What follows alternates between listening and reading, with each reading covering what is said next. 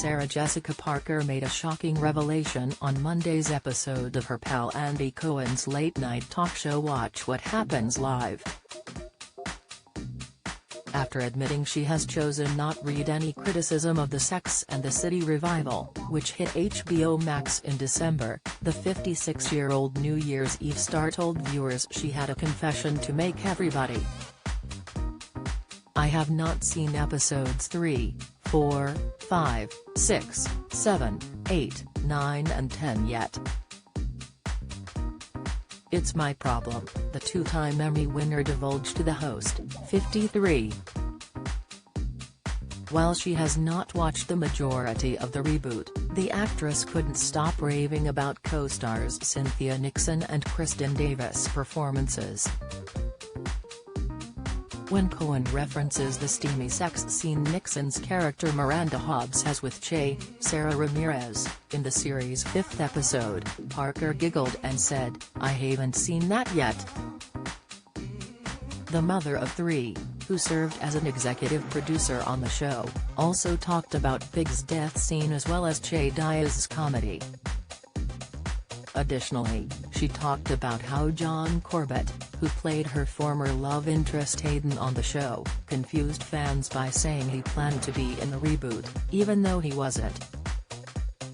"He actually reached out very kindly, because he's nothing if not a gentleman, and apologized for doing that as a joke," she said. She continued, "Having said that, I think he would be, well, I'm not gonna, I mean, yes, all of it is possible. All of it is possible."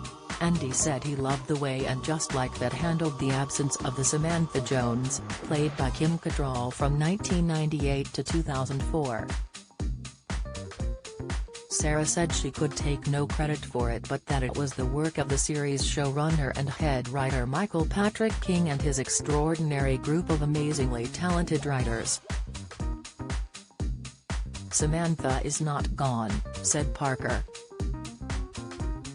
"The actress that played the role is no longer playing that role, but people are absent from your life when you don't want them to be.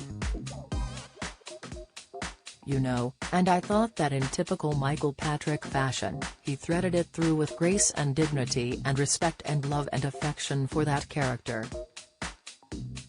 I thought it mimicked many friendships that challenge each other and struggle and want to remain connected in a way, because it's too painful," she said. Andy later discussed with Sarah when the flowers from Samantha came during the funeral scene of AJLT. "We were crying when we were doing it," Sarah said.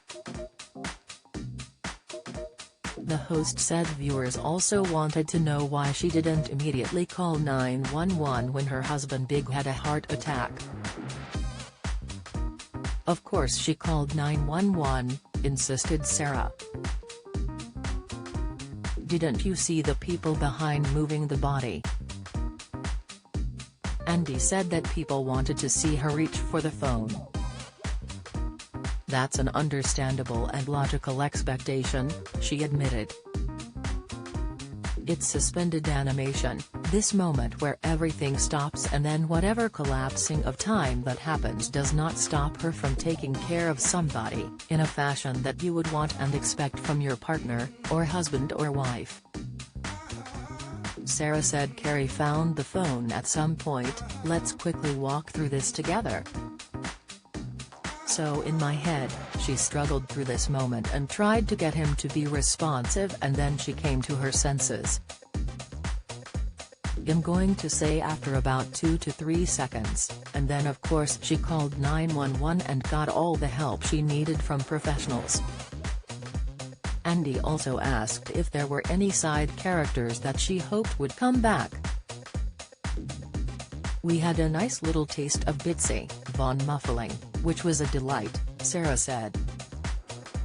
She said there were so many people over the course of their initial series but that they also had all these new amazing people who deserve time. The host then turned the conversation to discuss Sarah's play Plaza Suite on Broadway with her husband Matthew Broderick, 59.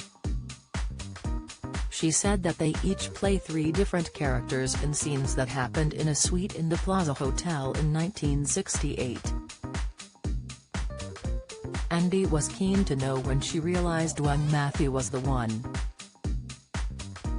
"Fairly soon after I met him," said Sarah. Andy then asked her if she remembered their first kiss.